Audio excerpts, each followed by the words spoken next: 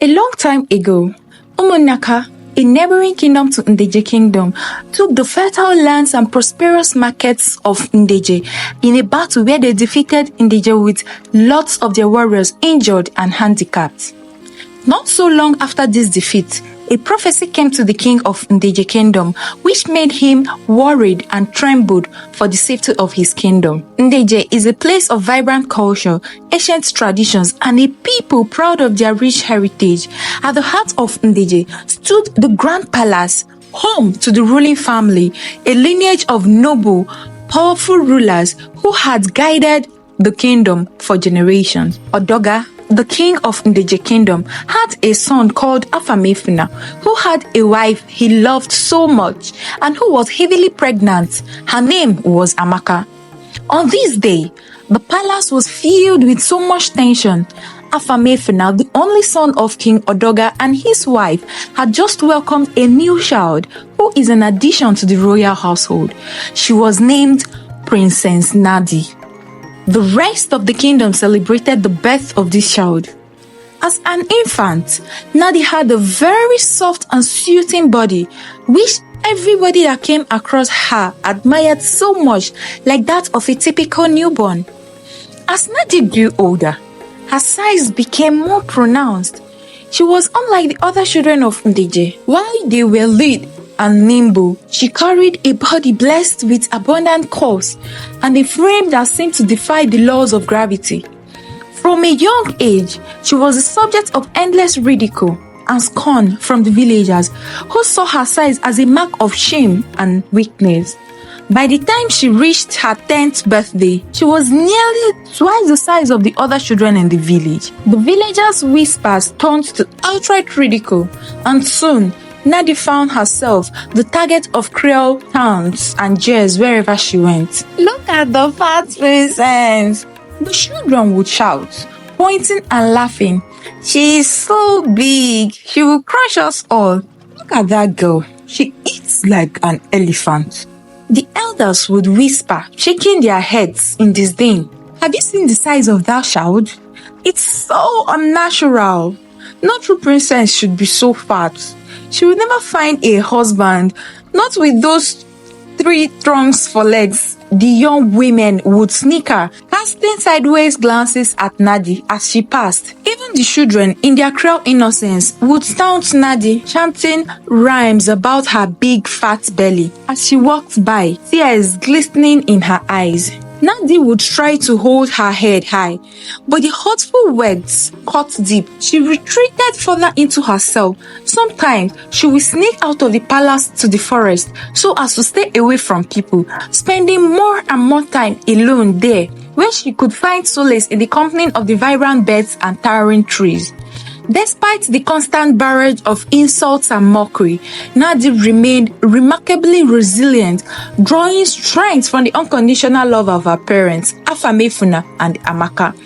They saw past the physical attributes that so troubled the other villagers, recognizing the depth of their daughter's kind heart and the wisdom that lay beyond her years. "Pay no mind to those fools, my child," Afamefuna would say.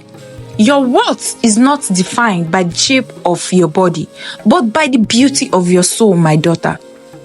Amaka too would console her daughter, reminding her of the ancient legend that had been passed down through their family for generations. "Do you not remember the tale of Agu, the mighty buffalo spirit who protected our people in times of great trouble?" Amaka would say, "He was not chosen for his physical strength, but for the unbreakable spirits that burned within him." One day, as Nadi was wandering through the forest, suddenly she stopped. Ahead, in a small clearing, sat an old woman on a withered tree stump. The woman's skin was like aged parchment, and her hair was a cascade of snow-white strands. There was an aura about her, something ancient and mysterious that sent a shiver down Nadi's spine. "Hello, child." The woman's voice was low, yet it seemed to resonate with the very soul of the forest. "What brings you to these woods on such a fine day?" "I come here to find solace. The other villagers, they do not understand me, Nadi said, her voice barely a whisper. The old woman nodded knowingly, her eyes glinting with a hidden wisdom. I see. You are the princess, are you not? The one they call Nadi the whale. The words stung, but there was no malice in the woman's tone. Nadi's face fell. Yes, that is me. I am ashamed of my size. I wish I could be like the other girls, but no matter how hard I try, I cannot change who I am. The old woman's gaze seemed to pierce through Nadi, as if she were looking into the very depths of her soul. After a long moment, she reached into the folds of her tattered bag and pulled out a small, beautifully carved wooden box. Child, I sense a great power within you. A power that has been diminished and suppressed by the cruelty of others. But I also see a kind and gentle heart, one that is worthy of being honored and respected. She extended the box towards Nadi. This is a gift for you. Inside, you will find the key to unlocking the true extent of your abilities. Nadi hesitated, her fingers shaking as she took the box from the old woman. What do you mean? Please, what abilities? The old woman smiled. When you get to your room, open it and see, she said simply before vanishing into the trees as if she had never been there at all. Nadi hurried back to the palace, holding the box tightly to her chest, her heart pounding with a mixture of fear and excitement. What could this mysterious woman have meant? What power did she possess that others had tried to suppress? When she got to her room, she carefully set the box down on her dressing table. Taking a deep breath, she gently opened the box. Inside, on a bed of soft velvet, was a beautiful golden necklace, its pendant a sparkling gemstone. Nadi ran her fingers over the delicate lines of the pendant.